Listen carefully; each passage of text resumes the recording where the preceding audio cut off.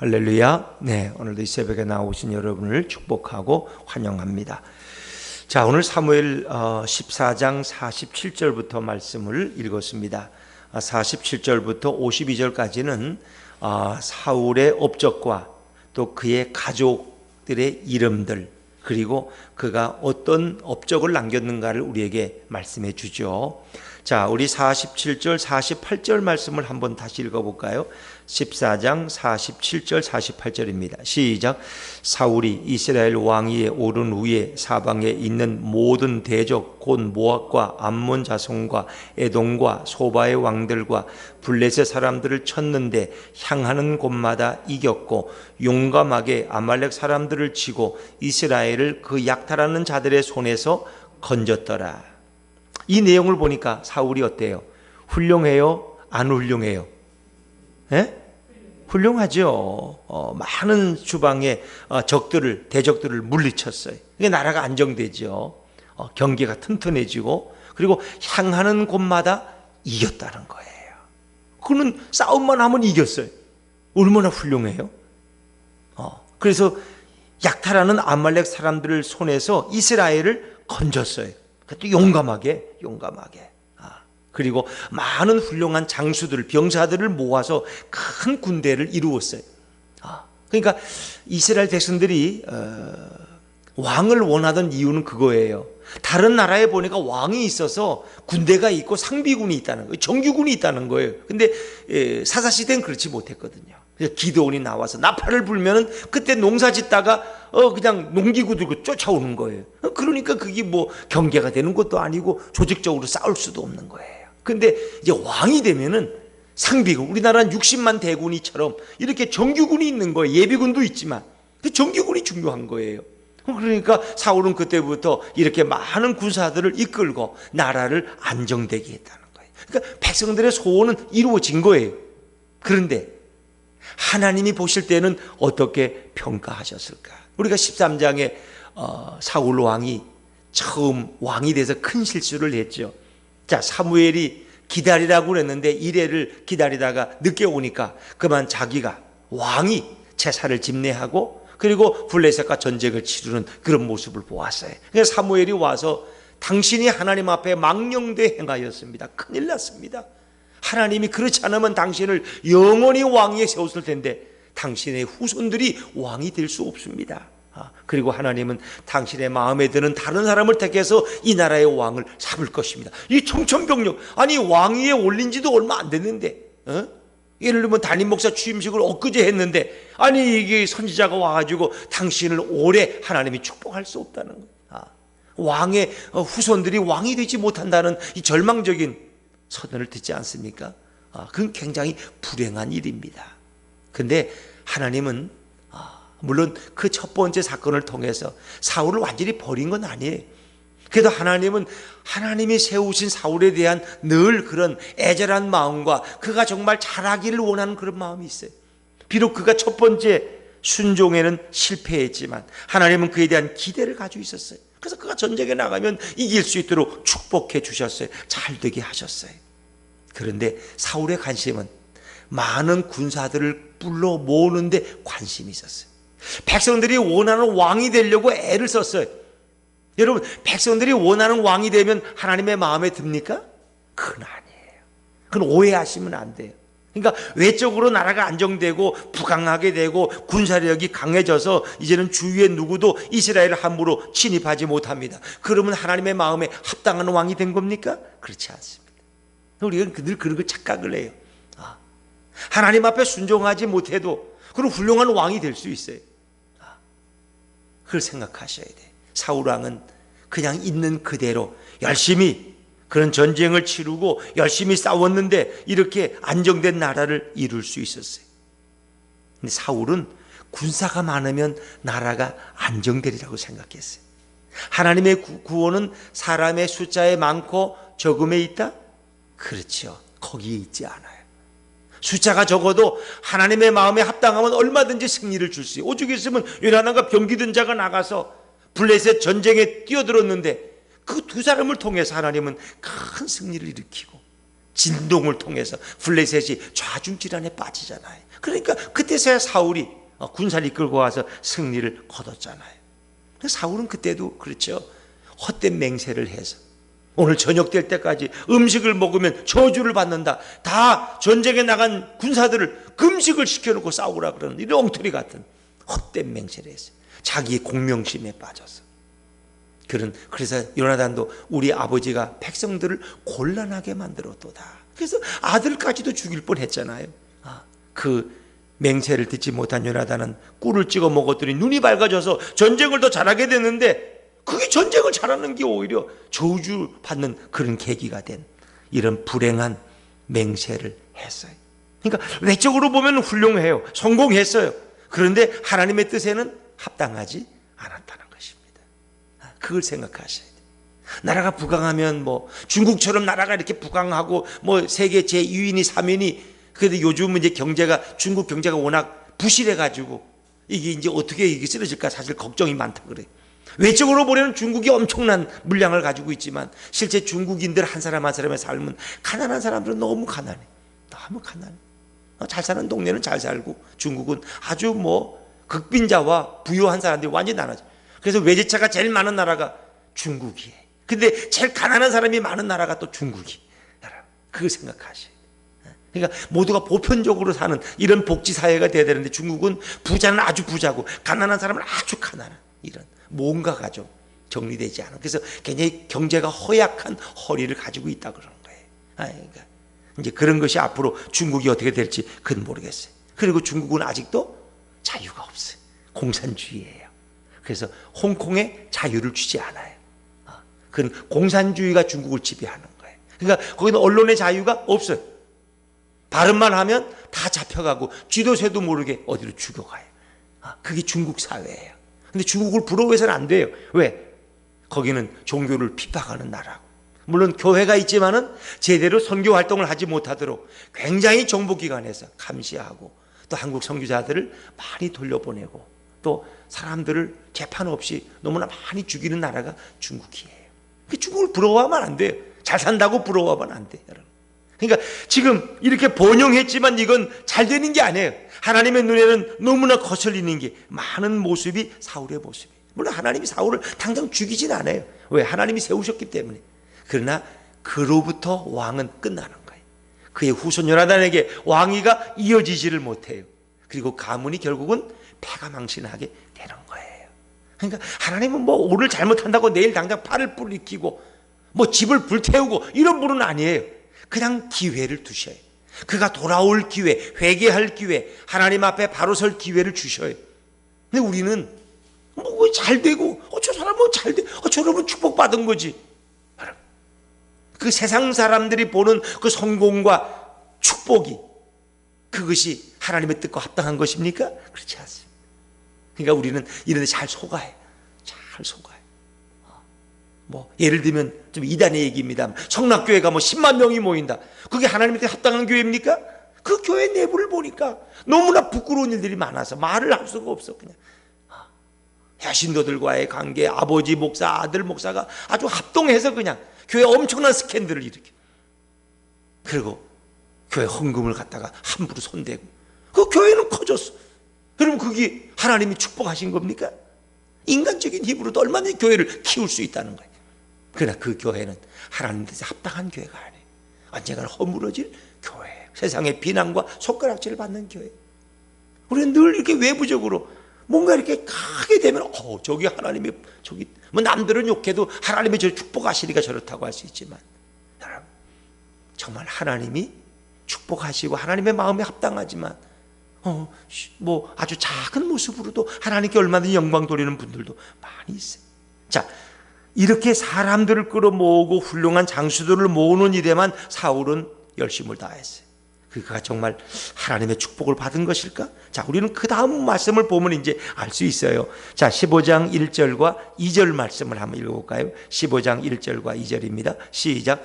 사무엘이 사울에게 이르되 여호와께서 나를 보내어 왕에게 기름을 부어 그의 백성 이스라엘 위에 왕으로 삼으셨은즉 이제 왕은 여호와의 말씀을 들으소서. 만군의 여호와께서 이같이 말씀하시기를 아말렉이 이스라엘에게 행한 일 곧 애굽에서 나올 때에 길에서 대적한 일로 내가 그들을 벌하노니. 자, 하나님이 사무엘을 통해서 사울 왕에게 말씀하시는 거예요. 그런데 첫 번째 13장에서 이제 그가 불순종, 첫 번째 불순종과 지금 이 두 번째 이제 말씀과는 차이는 한 20년의 시간이 흘렀어요. 그러니까 하나님 20년 동안 그냥 사울을 그냥 그대로 두신 거예요. 그러니까 왕으로서 모든 직임을 감당했어요. 하나님은 그냥 그를 두셨어요.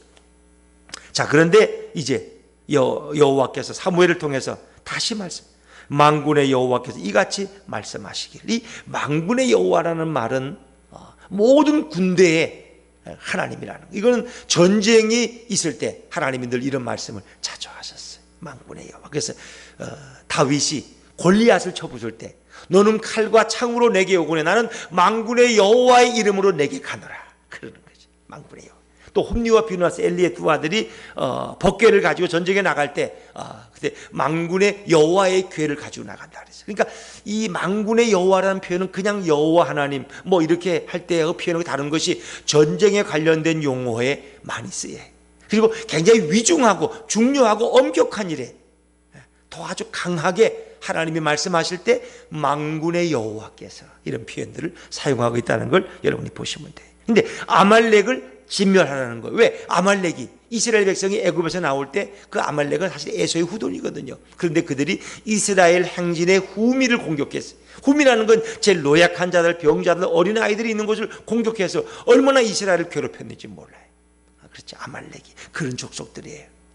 이미 여호수아가 모세의 기도 가운데 아말렉을 무찌르는 일도 이미 성경에 출애굽기 나오죠.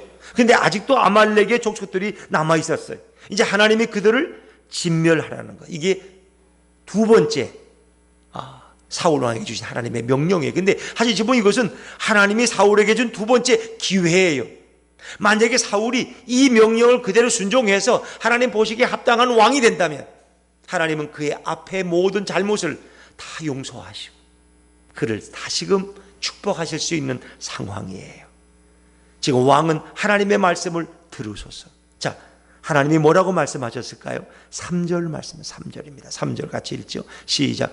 지금 가서 아말렉을 쳐서 그들의 모든 소유를 남기지 말고 진멸하되 남녀와 소아와 젖먹는 아이와 우양과 낙타와 나귀를 죽이라 하셨나이다 하니. 하나님 아주 분명해요. 하나님 말씀은 애매모호한 게 없어요. 너무나 선명해. 지금 가라는 거예요. 아말렉을 치라는 거예요. 그리고 그들의 소유를 남기지 말고 진멸하되. 진멸이라는 것은 우리가 헤렘이라고 성전이라는 말에서 나왔어요. 성전. 이 성전은 하나님이 직접 싸우시는 전쟁이고 이 성전의 특징은 상대방 대적에 생명이 있는 것을 남겨두면 안 돼요. 다 진멸하라는 거예요. 그리고 남은 물질들은 다 불태워 없애야 돼요. 이 헤렘이라는 것은 하나님께 바쳐졌다, 드려졌다. 그렇기 때문에 인간이 소유할 수 없어요. 그것은 다 하나님의 것으로 돌려야 되기 때문에 생명 있는 것은 무엇이든지 다 죽이고 그리고 물질은 다 불태워서 없애버려야 되는 게 이게 바로 성전이에요. 이 진멸이라는 말은 성전에서만 사용된다는 것. 그래서 하나님이 늘 전쟁할 때마다 구분해서 말씀하세요. 여리고성을 점령할 때는 진멸하라 그랬어요. 진멸. 근데 아간이라는 사람이 거기서 물질을 취했다가 결국은 하나님 앞에서 큰 어려움을 당하죠. 자, 그들을 진멸하는데 너무 심각해요. 남녀와 소아와 젖먹는 아이와 우양과 낙타와 나귀를 죽이라 하셨나이다. 이게 굉장히 어려운 명령이에요. 그건 적을 완전히 진멸하는 거예요. 왜? 그들이 이스라엘 백성들이 애굽에서 나올 때 그 하나님의 백성을 이렇게 괴롭혔고 그 많은 이스라엘에게 고통을 주었기 때문에 하나님은 그것을 용서할 수가 없다는 거예요. 아말렉을 진멸하라는 거예요. 자, 그래서 사울이 군사를 일으켰는데 4절에 보니까 보병이 20만이요 유다 사람이 10,000명, 21만 명의 대군을 일으켰어요. 그래서 정말 이번에는 잘 해보고 싶었을 거예요. 이것을 전화위복의 기회로 삼고 싶었을 거예요. 그리고 전략을 짰는데 복병 전략을 짜서 큰 승리를 거둡니다. 아말렉을 쳐서 승리했어요. 그리고 왕을 사로잡고 이제 하는데 그가 어떻게 했는지 보세요. 8절과 9절 말씀. 8절과 9절 말씀 같이 읽습니다. 시작. 아말렉 사람의 왕 아각을 사로잡고 칼날로 그의 모든 백성을 진멸하였으되 사울과 백성이 아각과 그의 양과 소의 가장 좋은 것 또는 기름진 것과 어린 양과 모든 좋은 것을 남기고 진멸하기를 즐겨 아니하고 가치 없고 하찮은 것은 진멸하니라. 아멘. 우린 이걸 읽으면서 뭔가 잘못됐다는 걸 느껴요. 그러니까 하나님이 말씀하시는데 그걸 건성으로 들었다는 거죠. 온전히 순종하지를 하나님은 온전한 순종을 지금 원하고 있는 거예요. 그런데 그런 아각을 죽이지 않고 사로잡았어요. 이 애굽 왕을 바로라 그러죠. 이름이 바로가 아니에요. 그 나라에서는 우리는 왕을 대통령이라고 부르고 이렇게 대왕이라고 부르지, 그 나라는 바로라고 부르고, 이 아말렉은 왕을 아각이라고 불러요. 그러니까 아말렉 왕을 죽여야 되는데 사로잡았어요. 그건 왜 그런지 모르겠어요. 자기 공명심에 그랬는지 자비를 베풀었는지 그건 모르겠어요. 그리고 모든 백성을 진멸하였으되 9절에 보니까 거기에 불순종이 있어요. 아각과 그의 양과 소의 가장 좋은 것들, 기름진 것과 어린 양과 모든 좋은 것을 남기고 진멸하기를 즐겨 아니하고, 진멸하지 않았어요. 그걸 남겨두었어요. 가치 없고 하찮은 것은 진멸하니라. 그러니까 이건 온전한 순종이 아니에요. 98%의 순종, 2%가 부족해. 그건 하나님을 조롱하는 거예요. 하나님은 오늘 사울에게 두 번째 기회를 주기를 원하셨어요. 그런데 사울이 온전하게 순종하지를 못했어요. 이것이 사울의 문제였어요. 자, 그래서 하나님께서는 사무엘에게 내가 사울 세울 것을 후회한다고 말씀하셔요. 어떻게 하나님이 후회하실 수 있나? 하나님이 근심하셨다는 것이고 하나님이 비통해하셨다는 것을 이렇게 후회한다는 말로 표현하고 있어요. 자, 10절과 11절 말씀, 10절과 11절 같이 읽죠. 시작. 여호와의 말씀이 사무엘에게 임하니라. 이르시되 내가 사울을 왕으로 세운 것을 후회하노니 그가 돌이켜서 나를 따르지 아니하며 내 명령을 행하지 아니하였음이니라 하신지라. 사무엘이 근심하여 온 밤을 여호와께 부르짖으니라. 하나님은 후회하고 근심하시. 근데 사무엘도 근심해서 온 밤을 여호와께 부르짖었다. 사울 왕을 위해서 중보기도 한 거예요. 밤을 새웠어요. 정말 이 안타까운. 왜? 사무엘이 기름 부어 세웠어요. 하나님이 명령하셔서. 그런데 이 사울 왕이 하나님의 뜻과 점점 멀리 가는 거예요. 그는 지금 하나님을 오해하고 있어요. 어떻게 하면 좋아요? 사무엘은 왕이 지기가 얼마나 중요한지 알잖아요. 그래서 그 왕을 위해서 밤을 새면서 부르짖고 자기가 회개할 거인 것처럼 하나님 앞에 회개하며 부르짖고 기도했어요. 그런데 사무엘이 사울을 만나려고, 하나님의 뜻을 전하려고 갔더니 사울 왕이 어떤 일을 하고 갔는지 또 한번 보세요. 12절 말씀, 12절입니다. 시작. 사무엘이 사울을 만나려고 아침에 일찍 일어났더니 어떤 사람이 사무엘에게 말하여 이르되 사울이 갈멜에 이르러 자기를 위하여 기념비를 세우고 발길을 돌려 길갈로 내려갔다 하는지라. 누구를 위해서 기념비를 세웠어요? 자기를. 잘한 거예요? 못한 거예요? 잘못한 거예요. 엄청나게 교만한 거죠. 승리는 하나님이 주셨는데 자기를 위해서 기념비를 세웠어요. 자기의 업적을 남기기 위해서. 얼마나 교만한 거예요. 인간의 타락은 여기서부터 시작됐다니까요. 인간이 교만하고 하나님과 같이 되려고, 하나님처럼 영광 받으려고 다인 거예요. 그러니까 왕이 되는 건 좋은데 그가 겸손을 잃어버렸어요. 그리고 정말 하나님을 두려워하지 않고 누굴 두려워해요? 백성을 두려워해요. 백성이 자기를 원했다는 거예요. 백성이 자기를 뽑아줬다는 거예요. 백성들이 원해서 되는 왕이기 때문에 나는 백성의 마음을 만족시켜야 된다는 거예요. 그러면서 그가 변명하잖아요. 백성들이 그렇게 했다고. 백성들이 그렇게 했다고. 남은 저 좋은 양과 소를 갖다가 백성들이 그렇게 해서 하나님 앞에 예배하려고 이 좋은 것들을 남겨두었다고 그가 백성의 핑계를 돌리고 하나님 앞에 변명하잖아요. 그러니까 이제 사무엘이 와서 물으니까 13절에 제가 읽어볼게요. 사무엘이 사울에게 이른즉 사울이 그에게 이르되 원하건대 당신은 여호와께 복을 받아서 내가 여호와의 명령을 행하였나이다 하니. 그런 거짓말하고 있어. 내가 여호와의 명령을 행하였다. 왜 그랬을까요? 그것이 얼마나 중대한 하나님의 명령이라는 걸 알았더라면 그렇게 말하지 않았을 텐데, 그런 뻔뻔스럽게도 내가 여호와의 명령을 행하였다고 자랑스럽게 말하고 있어요. 자기를 위한 기념비를 세우고 의시되며 자랑, 칭찬 들을 것을 기대하고 말하고 있어요. 그 사무엘이 왕이여, 지금 이 양의 소리와 이 소의 소리는 뭐라고 설명하십니까? 다 죽이라고 했는데 어떻게 양과 소를 살려두셨습니까? 이게 아말렉의 양이고 아말렉의 소가 아닙니까? 근데 사울이 그때서야 변명하는데 참 너무 부끄럽죠. 15절 말씀, 15절 같이 읽죠. 시작. 사울이 이르되 그것은 무리가 아말렉 사람에게서 끌어온 것인데 백성이 당신의 하나님 여호와께 제사하려 하여 양들과 소들 중에서 가장 좋은 것을 남김이요 그 외의 것은 우리가 진멸하였나이다 하는지라. 자기 잘못은 없어요. 무리가 다 좋은 거 끌어온 거고 백성들이 하나님 앞에 제사하려고 이렇게 양과 소들 중에서 좋은 것들을 남겨두었다는 거예요. 자기가 잘못한 게 없고 일을 한 것은 무리들이고 백성들이에요. 모든 책임을 누구에게? 백성들에게 돌리고 있다는 것입니다. 이 변명, 이건 아담이 하와가 하던 변명과 똑같은 거예요. 내가 그만 선악과를 네가 왜 먹었느냐? 아담이 뭐랬어요? 당신이 준 이 여자가 먹으라 해서 내가 먹었습니다.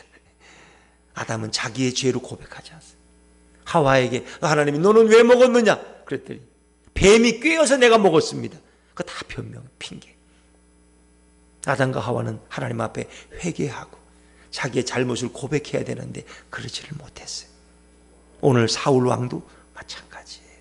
하나님은 인간이 실수한다는 걸 너무나 잘 아셔. 누구나 범죄할 수 있다는 걸 잘 아셔. 인간은 늘 착각하고 교만할 수 있고 늘 실수해요. 그런데 하나님이 원하시는 건 뭐예요? 진실한 회개예요. 진실한 회개. 주여, 제가 잘못했습니다. 제가 죽을 죄인이 저를 죽여주십시오. 그게 하나님이 원하시는 회개의 기도예요. 그러니까 히틀러 같은 그런 악인도 하나님 앞에 진실로 눈물을 흘리며 회개했다라면 그도 천국 갈 수 있을 거예요. 400만의 유태인을 죽었을지언정 그도 진심으로 회개했다. 천국 갈 수 있어요. 예수님을 팔아먹은 가룟 유다도 목매달아 자살하지 않고 진심으로 하나님 앞에 회개했다라면 그도 천국 갔을 거예요. 가룟 유다와 똑같은 별반 다를 바 없는 죄를 진 베드로, 그런 예수님을 3번이나 모른다고 부인했어요. 하나님 앞에 맹세까지 하면서, 그러나 그는 진심으로 회개했습니다. 하나님은 그에게 또 한 번의 기회를 줘서 그런 수제자로서 사도로서 일생을 살다가 하나님의 품에 갈 수 있었어요. 오늘 사울은 끝까지 변명하고 핑계. 그러니까 하나님은 진실을 원하시는 거예요. 하나님은 진실. 하나님은 하나님 앞에 정직을 원하는 거예요. 사람들은 내가 정직하다는 걸 굉장히 드러내려고 그래요. 내가 이렇게 사람들을 사랑하고 내가 이렇게 자비심이 많고 내가 구제도 잘하고 내가 참 마음이 착한 사람이라고. 근데 그걸 사람들에게 보이는 게 아니라 하나님 앞에서 정직해야 돼. 하나님 앞에서. 하나님 앞에서. 그러니까 우리가 복음을 자꾸 착각을 해요. 나는 내 양심에 부끄러운 게 없어. 나는 사람들 앞에 정직하고 난 남의 거 뺏은 것도 없고 나는 구제도 열심히 하고 남 용서할 줄도 알고. 사람들과의 관계 속에서 자기의 의를 자꾸 세워요. 하나님 앞에, 하나님 앞에, 사람들이 보지 못하는 하나님 앞에 나는 얼마나 정말 죄인임을 고백하며 날마다 나의 죄를 내어놓고 하나님의 용서를 구하고 하나님의 자비를 구하고 있는가. 그래서 늘 제가 말씀드리는 게 바리새인과 세리의 기도예요. 두 사람이 올라와서 기도했는데 바리새인의 기도는 뭐라 그랬어요? 나는 저 옆에 있는 세리와 같지 않음을 감사합니다. 난 일에 한 번씩 금식을 하고 온전히 11주를 드리고 나는 내 할 일을 다 했습니다. 이제 나를 축복하소서. 그런데 세리는 감히 눈을 들어 하나님을 쳐다보지도 못하고 나는 죄인 중에 죄수입니다. 나는 감히 하나님 앞에 나올 자격도 없는 자입니다. 자신의 죄인임을 너무나 잘 알기 때문에 눈물을 흘리고 회개하던 그 세리는 그의 예배가, 그의 기도가 하나님 앞에 상달되고 옳다 인정함을 받았지만 자기의 의를 내세우던 바리새인은 옳다 인정함을 받지 못했다는 거예요. 자기의 공로만 내세우다가 결국 버림받은 존재가 됐어요. 그러니까 우리가 이 신앙이라는 거는 뭐 좀 미안히 표현하지만 그가 목사이든 그가 어떤 중직자이든 사람들의 평가로 여러분 평가하지 마세요. 하나님이 어떻게 보실까? 하나님이 그를 어떻게 바라보실까? 그게 중요해요. 그런데 사람들의 너무 평가해. 사울 왕도 백성들의 입장에서 보면 훌륭한 왕이죠. 백성들 먹으라고 이렇게 좋은 고기와 짐승들 다 남겨놓고 얼마나 훌륭한 왕이에요. 그러나 하나님은 결국 그 일로 사울을 버리게 돼서 그가 영영 하나님의 품에 돌아오지 못하는 버림당한 왕이 되고 말죠. 그렇습니다. 그는 온전히 순종하지를 못했습니다. 그런 날마다 예수님과 동행하지를 못했어요. 그래서 우리 그게 중요한 거예요. 왜? 예수님과 늘 동행하면 주님이 내게 말씀하시는 거예요. 그래서 주님의 음성을 듣고 주님과 동행하고 주님이 내게 책망하시면 겸손히 듣고 회개하고 그래서 늘 예수님과 행복하게 살아가는 성도가 되셔야 되는데 자기 의에 빠져가지고 나는 이만하면 훌륭하다 착각에 빠져가지고 주님의 음성을 듣지도 않고 그가 교만에 빠지고 자기의 의를 사람들에게 비춰지는 자기의 모습을 거울로만 비춰지고 난 이만하면 훌륭하지. 그런데 자기 착각에 빠질 수가 있다는 거예요. 그래서 우리는 늘 예수님의 음성을 듣고 예수님과 동행해야 돼요. 오늘 우리 예수님과 동행하는 우리 예수님교회 성도님들 다 되시기를 주의 이름으로 축원합니다. 기도하겠습니다.